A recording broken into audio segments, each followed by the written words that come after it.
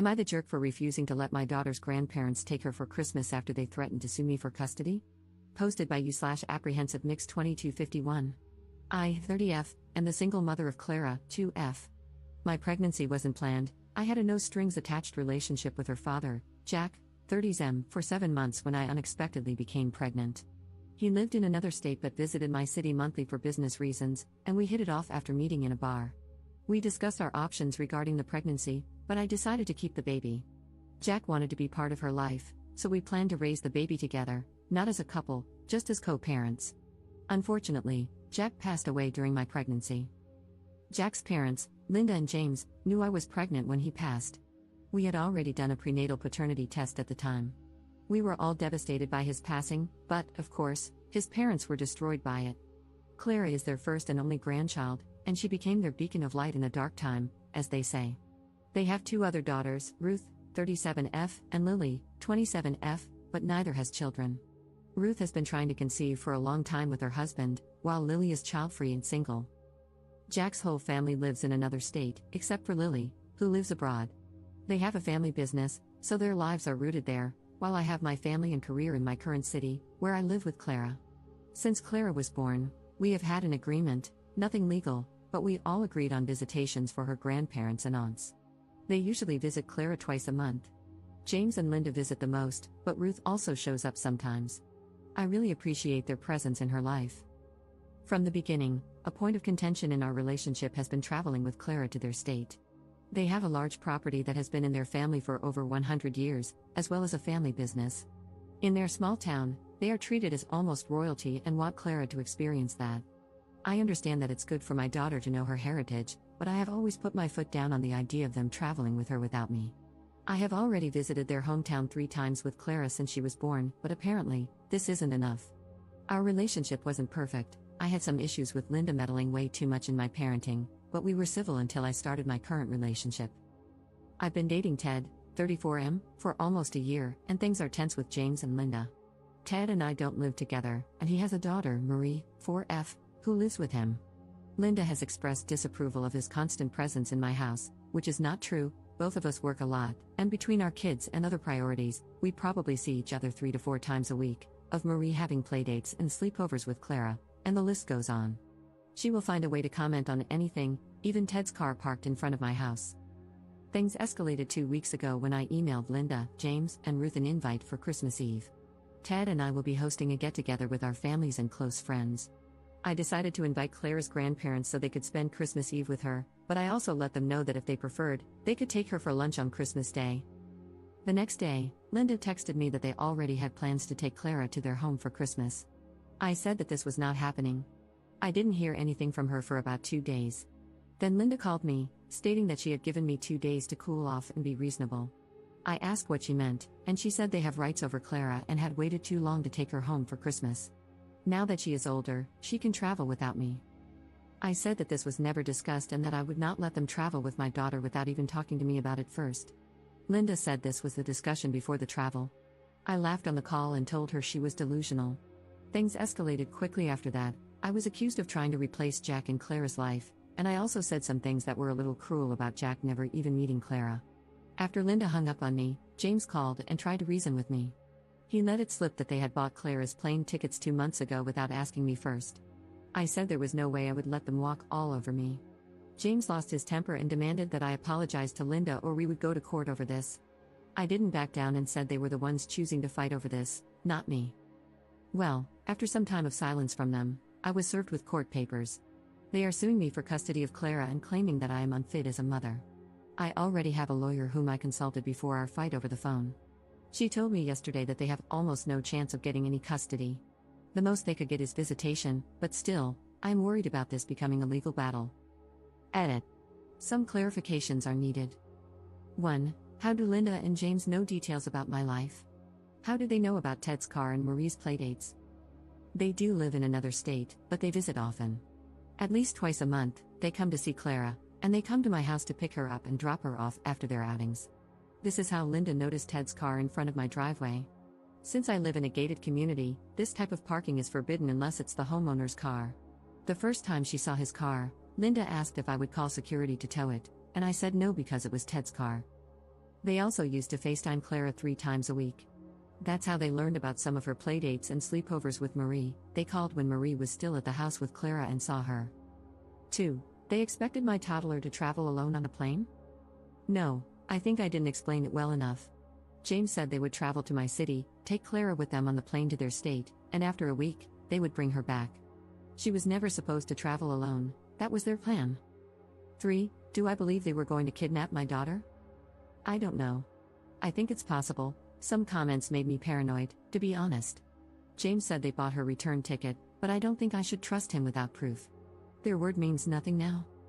4. Do I still have contact with them? No, my lawyer advised me to cut all visits and video calls with Clara and only communicate with my daughter's grandparents through our lawyers. They are not blocked on my phone, but I will not answer any calls from them. If they text or email me, I'll forward it to my lawyer. Trust me, today was all about making an FU binder and documenting every little thing. Thank you so much for the advice, everyone. And don't worry too much, Clara and I live in a very secure community with cameras and armed security. Nobody will take her from me. Update 2 months later. Hey, I posted my story here a few months ago and was surprised by how quickly it blew up, not only on Reddit but also on other apps. I wasn't sure if I should post an update since I feared being doxxed. I also received a ton of hate through messages and from people reposting my story, bullying me, and wishing for me to lose custody of my daughter. Regarding the possibility of doxing, I talked to my lawyer and showed her my post. She said I could update as long as I kept the fake names and avoided sharing personal details. So far, no one in my life has discovered my post, which makes sense since English isn't our country's first language. More than 2 months have passed, and a lot has happened since then. My life was really chaotic for a few weeks, and I felt like I couldn't celebrate Christmas the way I truly wanted because I was constantly worried about the custody lawsuit. I'm relieved to say that it's over now.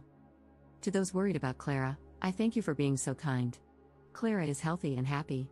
Luckily, no one has tried to take her from me. I know a lot of you mentioned the possibility of kidnapping. I'm still worried about it, but nothing has happened. After I made my post, I spent several days working with my lawyer, my family, and even the home security company I hired to ensure Clara was safe. I made sure all my security cameras were working and gathered all the necessary documentation for court. My lawyer and I prepared extensive documentation about me and Clara and even obtained the visitation records from my gated community, which proved that Ted has never spent the night here. My family was very aware of my fears about kidnapping and made sure to always be around us. I have to thank you all for the incredible advice I received. I don't want to dwell too much on the haters because 90% of the comments and messages were truly kind and caring. I tried my best to listen to my lawyer and consider many of the things you all suggested to ensure our safety. Not only that, but I spoke with Clara's pediatrician, pediatric dentist, swimming teacher, and even my parents' church, where Clara sometimes attends kids' classes. They are all aware of the lawsuit and understand that no one should disclose any information about Clara or me under any circumstances. Everyone is on the same page, providing support and being understanding. Some people also advised me to speak with Clara's aunts to see if they were aware of the lawsuit and the possibility that their parents might try to take my daughter. I wasn't sure how to approach this, but my lawyer said I could try to communicate with them, only via text or email. Before I could do this, Lily, Jack's younger sister who lives in Europe, texted me to ask if I had received Clara's Christmas gifts that she had sent by mail. I saw this as an opportunity and wrote her a message explaining what was happening with her parents. Lily said she had no idea about the lawsuit or that they wanted to take Clara for Christmas and fly with her on a plane. She said she would speak with Ruth and ask her about it since Ruth had been very distant from their family group chat at the time. A day later, Lily and Ruth created a group chat to talk to me. They asked if we could have a video call, and I told them I needed to consult my lawyer first. My lawyer agreed to the call as long as they allowed me to record it to ensure nothing could be used against me. Both agreed, and we had a video call that turned out to be very enlightening. Ruth apologized for being absent from our lives over the past few months. She had been dealing with many personal issues but had happy news to share. She had gone through her 3rd round of IVF, and was now about 22 weeks pregnant with her first child. She had kept everything quiet, only she and her husband, Sam, knew about the IVF process and pregnancy. She explained that this was because Linda had put too much pressure and stress on her during previous IVF attempts. Ruth had been distancing herself from anything that raised her anxiety levels, and her mother was a major source of that anxiety. Her pregnancy is great news, though it didn't surprise me since I knew she had been trying for a baby. I'm happy she was finally able to conceive. Here, I have to explain that Linda is what people call a boy mom. She never got along with her daughters. I had an inkling about this, But since I wasn't close to them, I had no idea how bad the relationship really was. They just seemed distant, and James appeared to be closer to their daughters. Ruth swore that she didn't know about the lawsuit until Lily called her the day before. After that, she spoke with her dad and his best friend, who is a lawyer, to try to understand what was going on. She was surprised that James's friend didn't know anything about the lawsuit since he is usually the lawyer representing him. James, on the other hand, tried to divert the subject when Ruth asked, but she pressured him, and eventually, he folded and told her everything. James claimed that he didn't want to sue me, but Linda's mental health had deteriorated to the point that he feared for her well-being. The only thing that could get her out of bed was Clara and the thought of having her around. He ignored that this made Linda the one who was not fit to raise a child, not me. His plan was to pressure me with a lawsuit in order to make me accept a better visitation deal for them. They wanted more days with her and the ability to travel with her to their home multiple times a year. James never said that they wanted to keep her forever, but I do not trust his words. My trust is shattered. Ruth and Sam ripped into James for suing me over custody to manipulate me and for not forcing Linda to go to therapy. He said Linda didn't accept the idea of seeing a therapist because she was not crazy and said that she would not go under any circumstances. Ruth had to threaten James that if he didn't withdraw the lawsuit and get the help that both Linda and he needed, she would go no contact and resign from the family business. She was very worried about the idea of them doing the same to Sam in case she died and their child was left with her husband. James kind of broke after this and caved to Ruth's demands. After my call with Ruth and Lily, I was under the impression that the lawsuit would be terminated. Unfortunately, in my country, from the 20th of December until the 20th of January, the courts are on break and only deal with emergency cases. Mine wasn't. Their lawyer reached out to mine to discuss the end of the lawsuit and the drafting of a visitation agreement that the family court would approve. We agreed to work on this, but I would only sign any visitation agreement after they had withdrawn their lawsuit for custody and only if they agreed to follow my rules.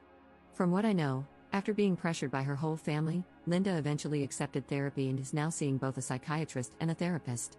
She was diagnosed with depression and PTSD related to Jack's death. I know this because my lawyer demanded that her doctors provide an evaluation of Linda's mental state as part of our legal agreement for me to accept a visitation deal with Clara's grandparents. I never said it here, but Jack's death was sudden and violent. He was a victim of a robbery. All of us were shocked by his passing, but Linda and James took the brunt of it. I always felt that they didn't mourn enough since they switched their attention to my pregnancy a few weeks after his passing, and I was right to think that. In our visitation agreement, I also demanded that both James and Linda go through grief counseling, to which they agreed to a number of sessions. James, Linda, and I are attending virtual family therapy for the first few months of our agreement to ensure we are in a healthy space to deal with our relationship and put Clara's well-being first. Regarding this, I have nothing to complain about. They accepted my terms pretty easily. They did try to fight against the idea of supervised visitation, but I had no reason to accept otherwise. Now they will visit Clara twice a month at a family center in my city. This is something my country has. It is a public building where matters related to the custody of minors and family issues regarding custody are handled. They have very good security there. Those visits will be supervised by a social worker who was assigned to our case by the judge who signed our visitation agreement. Regarding my fears of kidnapping, I have to say I didn't feel validated by my country's laws. My lawyer and I went to a police station and filed a report about the possible kidnapping. They didn't seem to take it seriously, and as of now, they will not press charges. At least there's paperwork documenting my concerns. James ended up sending my lawyer Clara's plane tickets to prove they had bought her 2 tickets and were not planning on staying with her. Since they have money, I don't think it would be hard for them to buy a return ticket, knowing they would not use it. So I still do not trust or believe them. I have no plans to let them visit Clara without supervision. Even their aunts know that if they want to see Clara, they will have to be supervised too. Everyone is accepting this for now, and the visit started a couple of weeks ago. Let's see what happens in the future. I also do not intend to travel to their state or city in the near future. I'm truly scared about the possibility of them using their power to take my daughter, so I will not make it easier for them. Thank you again for the help and well wishes. As of now, Clara and her mama bear are doing well and enjoying a couple of days that I took to spend quality time together and finally celebrate since our Christmas was very stressful. Relevant comments. Commenter. Did you have to give them visitation? If someone tried to take custody of my child or even just threatened it, I'd never want to see or hear from them again. The pair of them are unhinged. Her husband wasn't helping anyone but himself by thinking he was taking the easiest way out by threatening you. What happens in the future when they want more visitation rights again, if they don't agree with the way you're raising her, or if you say no to anything? I'm thinking large presents, trips away, etc., when she's in that stubborn teen stage. Get your ducks in order because this will not be the last time they try to bully you into doing what they want. Ops response. By my country's laws, grandparents have rights, especially in cases where their child is deceased, so if I let this go to family court, they would probably receive the same amount of visitation or more. Additionally, they could have one unsupervised visitation, which is my biggest fear right now. My lawyer and I are preparing to fight them in the future, which is why everything is now included in our official visitation agreement. That's also why I am playing the long game, demonstrating to the family court that I am not alienating my daughter from her father's family. This helps create a positive image of me as a mother and will make it very difficult for them to win anything related to my daughter's custody in the future. I am ready to fight them, don't worry.